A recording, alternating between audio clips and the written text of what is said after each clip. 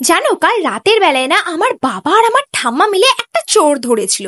আসলে কাল রাতের বেলায় না আমার ঠাম্মার রুমে একটা চোর ঢুকে গেছিল। আর জিনিসপত্র পড়ার আজ শুনো, এদিকে আমার ঠাম্মার ঘুম ভেঙে গেছিল। আর আমার ঠাম্মাও না চোরটাকে দেখতে পেয়ে বলছে যে, বাবা তোমাকে দেখে তো কোনো ভদ্র বাড়ির ছেলে বলে মনে হচ্ছে, তাহলে তুমি চুরি কেন করছো?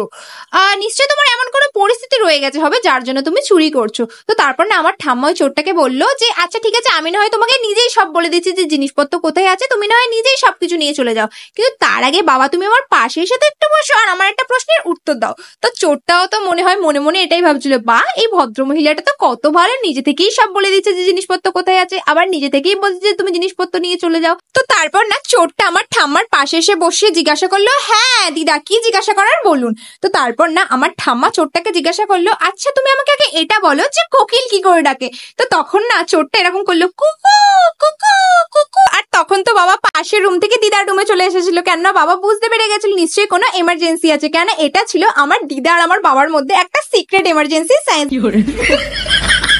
বাই দ্য ওয়ে, তোমরা আমাকে কমেন্টে বলো যে তোমাদের ফেভারিট আইসক্রিম ফ্লেভার কি।